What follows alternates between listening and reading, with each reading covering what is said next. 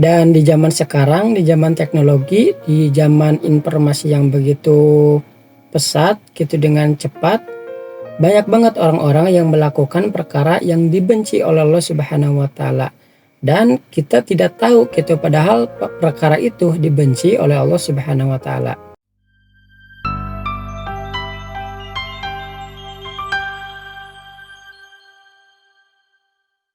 Assalamualaikum warahmatullahi wabarakatuh. Alhamdulillah wassalatu wassalamu ala rasulillah, amma ba'du. Para pendengar dimanapun kalian berada, semoga kita berada di dalam lindungannya Allah Subhanahu wa taala. Baik, pada kesempatan kali ini kita akan membahas satu tema mengenai 3 perkara yang dibenci oleh Allah Subhanahu wa taala. 3 perbuatan manusia yang dibenci oleh Allah Subhanahu wa taala. Para pendengar yang dirahmati oleh Allah Subhanahu wa taala dimanapun kalian berada, mari kita berhenti sejenak untuk mendengarkan nasihat Rasulullah SAW ini, yaitu tentang perkara yang dibenci oleh Allah Subhanahu wa taala. Karena ketika kita tidak memperhatikan perkara ini, bisa saja kita sedang dibenci oleh Allah Subhanahu wa taala. Nasihat ini bukan berarti untuk menghakimi kita, tetapi nasihat ini untuk menyadarkan kita untuk supaya kita berintrospeksi diri terhadap Allah Subhanahu wa taala, untuk menjadikan kita lebih baik lagi di hadapan Allah Subhanahu wa taala. Apalagi di zaman teknologi sekarang, di zaman yang begitu pesatnya informasi, itu banyak orang-orang yang melakukan perkara yang sebenarnya itu dibenci oleh Allah Subhanahu wa taala, dan kita tidak menyadari bahwasanya itu perkara sedang dibenci oleh Allah Subhanahu wa taala. Dalam sebuah hadis disebutkan, diriwayatkan Al-Mughirah bin Syu'bah radhiyallahu an, bahwasanya sesungguhnya ia mendengar Rasulullah SAW bersabda, sesungguhnya Allah Azza wa Jalla membenci 3 perkara. Yang pertama adalah menyebarkan desas-desus atau qila wa qala.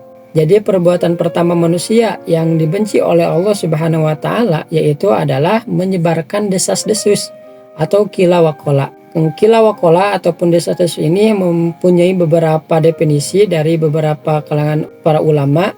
Yang pertama, ada yang mengatakan bahwasanya qila wa qala ini yaitu menyebarkan rumor, gosip ataupun fitnah ataupun kabar bohong gitu. Nah, termasuk menyebarkan keburukan orang lain. Keburukan orang lain itu juga termasuk ke dalam qila wa qala ataupun perkara yang dibenci oleh Allah Subhanahu wa taala. Dan definisi yang kedua, qila wa qala itu adalah pembicaraan yang kesana kemari. Jadi pembicaraan secara terus menerus tetapi tidak ada manfaatnya gitu. Kenapa Allah Subhanahu wa taala membenci perkara ini? Karena tentu perkara ini sangat berbahaya, karena bisa menimbulkan permusuhan, putusnya silaturahmi, kecurigaan, keresahan, dan ketidakpercayaan di antara masyarakat. Bahkan bisa menimbulkan kebencian terhadap seseorang tanpa alasan yang benar. Dulu kan juga pernah dicontohkan oleh sejarahnya Sayyidah Aisyah ketika beliau disangka oleh para sahabat yang lainnya yaitu mempunyai selingkuhan dengan sahabat. Padahal itu tidak benar. Nah, itu karena akibat menyebarkan desas-desus yang belum tentu akan kebenarannya. Makanya kita perlu memperhatikan perkara ini, karena bisa jadi kita sedang melakukan perbuatan yang dilarang oleh Allah Subhanahu wa taala dan dibenci oleh Allah Subhanahu wa taala. Dan di zaman sekarang menyebarkan desas-desus itu bukan hanya dengan lisan saja, tetapi dengan ketikan ataupun dengan menyebarkan berita-berita yang tidak benar, berita-berita hoak ataupun berita-berita bohong. Kita dengan entengnya gitu menyebarkan tinggal 1 klik gitu, padahal kita belum tentu tahu akan kebenaran dari berita tersebut. Nah, teman-teman, itu perlu kita perhatikan kembali, karena itu dilarang, karena itu menjadi perkara yang dibenci oleh Allah Subhanahu wa taala. Makanya ketika kita menerima suatu berita, ketika menerima suatu perkara yang belum tentu akan kebenarannya, Allah Subhanahu wa taala berfirman, "Ya ayyuhalladzina amanu idza ja'akumul fasiqu binaba'in fatabayyanu." Hai orang-orang yang beriman, apabila orang fasik mendatangkan suatu berita, fatabayyanu, maka kita perlu mengklarifikasinya dulu. Kita perlu mentabayunkan dulu apakah ini berita ini benar ataupun salah gitu. Jadi supaya kita tidak dibenci oleh Allah Subhanahu wa taala ketika kita menyebarkan suatu berita, maka kita terlebih dahulu untuk mengklarifikasi dulu berita-berita yang ada. Dan jangan pula gitu perkara yang diberitakan itu adalah aib-aib orang lain ataupun perkara-perkara yang menimbulkan kebencian sesama manusia. Walaupun perkara yang kita sebarkan itu benar, tetapi menimbulkan kehancuran, kebencian terhadap sesama orang, maka itu tetap dilarang oleh Allah Subhanahu wa taala, dilarang oleh baginda Rasulullah sallallahu alaihi wasallam. Karena itu termasuk ke dalam perkara kila wa kola, yaitu menyebarkan desas-desus yang tentu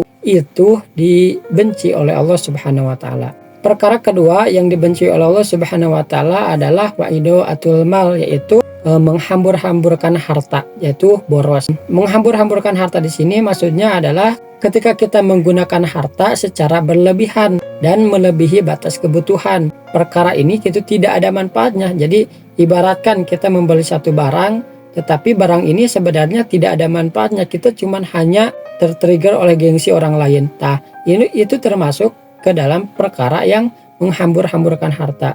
Jadi kita seharusnya menggunakan harta dengan sesuai porsinya saja, sesuai dengan kebutuhan kita. Kita tidak perlu membelanjakan harta terhadap sesuatu yang tidak ada sama sekali manfaatnya. Karena menghambur-hamburkan harta itu termasuk ke dalam perkara yang dibenci oleh Allah Subhanahu wa taala. Harta itu adalah amanahnya Allah Subhanahu wa taala. Kita akan ditanyakan kelak di akhiratnya Allah Subhanahu wa taala.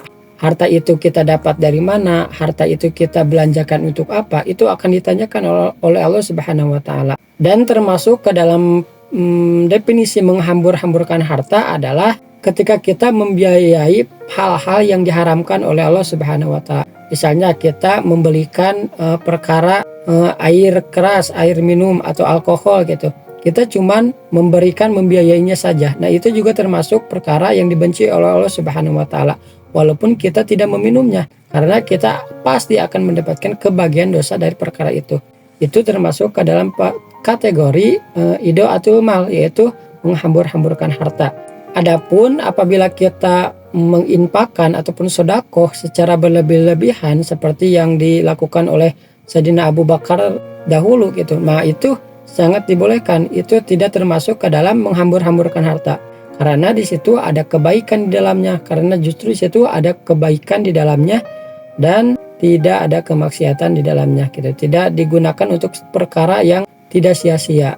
Kemudian yang ketiga yang dibenci oleh Allah Subhanahu wa taala, perbuatan yang ada pada manusia adalah banyak bertanya. Banyak bertanya di sini adalah maksudnya kita bertanya hanya untuk berdebat saja. Kita bertanya hanya untuk mencari-cari celah kesalahan orang lain ataupun kekurangan orang lain. Kita bertanya tidak untuk menggali informasi ataupun kita bertanya tidak untuk menggali ilmunya. Hanya untuk menyelisihi jawabannya saja. Nah, itu termasuk ke dalam bertanya yang dilarang ataupun perkara yang dibenci oleh Allah Subhanahu wa taala. Namun ketika kita bertanya tentang ilmu dan kemudian kita mau mengamalkan dari apa yang kita tanyakan gitu, supaya kita lebih baik dalam melakukan amal kebaikan, maka itu dibolehkan. Intinya ketika kita mau bertanya dan mau banyak bertanya, maka tujuannya adalah untuk mencari informasi. Ataupun kita bertanya untuk menyelesaikan suatu masalah, ataupun kita bertanya untuk mencari solusi, maka itu tidak termasuk ke dalam bertanya yang dibenci oleh Allah Subhanahu wa taala. Semoga kita dengan mengetahui 3 perkara ini kita bisa menjauhi perkara-perkara yang dilarang oleh Allah Subhanahu wa taala atau perkara-perkara yang dibenci oleh Allah Subhanahu wa taala. Semoga Allah Subhanahu wa taala bersihkan lisan kita dari perkataan yang benci. Semoga Allah Subhanahu wa taala jadikan harta-harta kita menjadi harta yang diridhoi oleh Allah Subhanahu wa taala dan dijadikan harta yang bermanfaat untuk agama, dunia dan akhirat. Dan semoga Allah Subhanahu wa taala melindungi kita dari sifat-sifat yang mengundang murkanya Allah Subhanahu wa taala. Amin amin ya Allah ya rabbal alamin. Semoga nasihat ini bermanfaat. Wallahu a'lam bishawab. Wassalamualaikum warahmatullahi wabarakatuh.